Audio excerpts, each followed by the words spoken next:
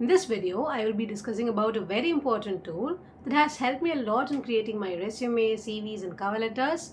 I'm sure this particular tool will help you save a lot of time, ensuring you a higher acceptance rate from wherever you are applying to, be it for a college interview or for a job interview. So, let's get started. So, Resume Genius is the tool that I was referring to earlier in this video, and this is the home page. I will surely attach the link in the description below so that you will find it helpful in order to reach the website. So once you arrive at the home page, you have access to resumes, cover letters, CVs, and other resources as well. But in this video, I will quickly take you through the process of building your own resume by answering a few simple questions. So I'm clicking on Build My Resume now.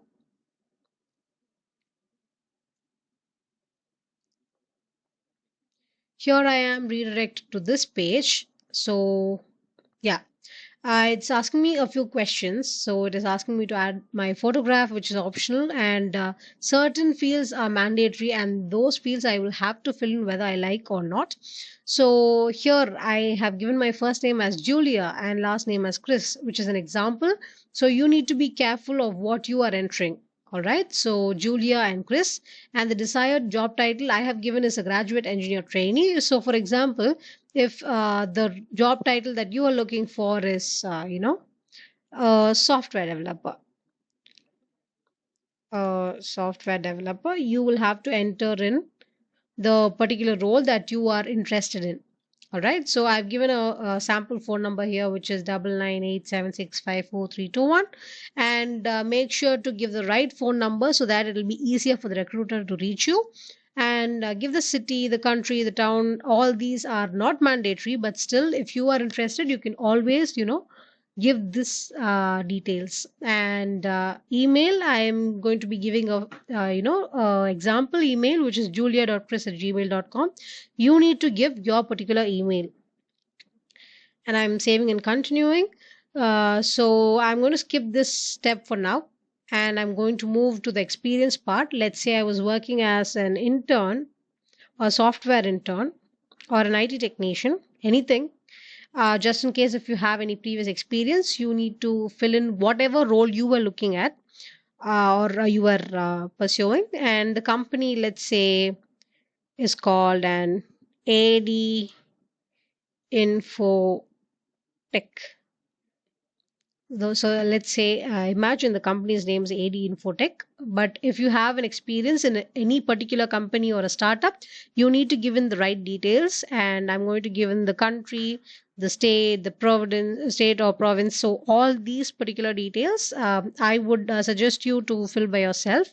So because only you know which from which month to which month you were working in a particular company. So, if in case you are currently working here and you have not quit your job, you will have to, select this particular option. And I'm clicking on continue. So, this is asking me to recommend a few bullet points. So, this particularly asks me to write or tell the recruiter what I did in my previous job. So, I will have to say, either type on my own, because there are a few AI suggested, or suggestions that are available here, that are provided by this tool. I could either select one of them, or if I really feel that I have to be expressing more to the recruiter, I will have to write what I was looking after in my job. Then I will click on continue.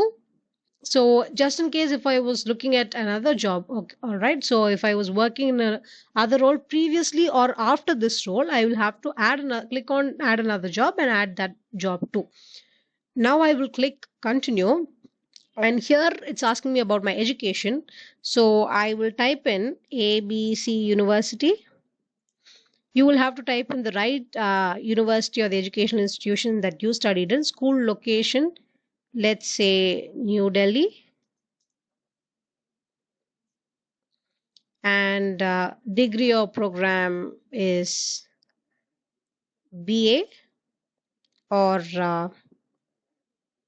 BCA, which is Bachelor of Computer Applicant. Field of study, BCA. say computer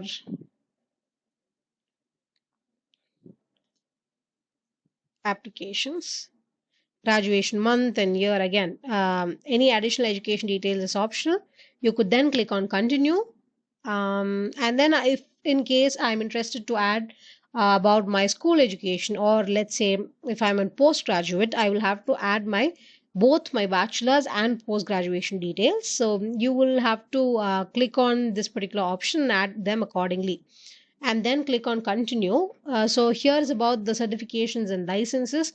If you really have pursued certifications, if you are really skilled, make sure to include only those certifications which you have actually taken the lectures and passed exams and then received a certificate. Please don't include every certificate that you have, because based on these you can expect questions by the recruiter.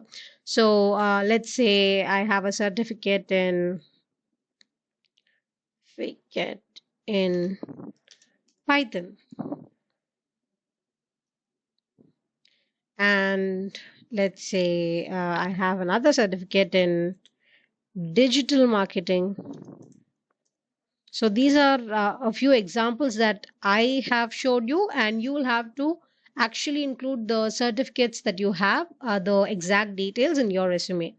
And now I'm clicking on continue, and yeah, here are the recommended skills for an IT technician, but you can either add them manually, or you could, click on yes, add them for me. Also, please be careful that you will have questions. You can expect questions always based on what you tell the recruiter. So this is going to be your communication tool to the recruiter. So even before you could talk, your resume will talk. So if in case you are not really confident about your skills, please do not add them.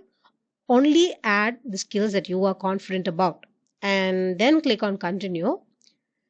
So this helps me in generating my summary. I'm clicking on generate my summary.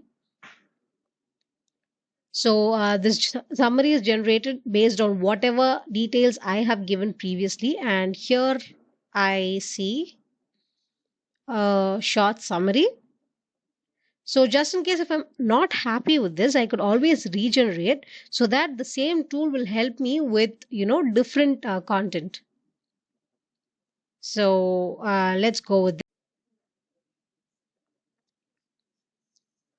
So when it comes to these references, it is completely optional. So you could always add any references from your end, that is the contacts that you have, along with their email addresses. Let's say this could be your university professor or your previous employer or anybody. So people who could help you professionally, if you feel there is someone who could help you professionally, and that reference really would work in helping you get this job, you could always add those references. But usually people do not add references for a job, and I am clicking on no.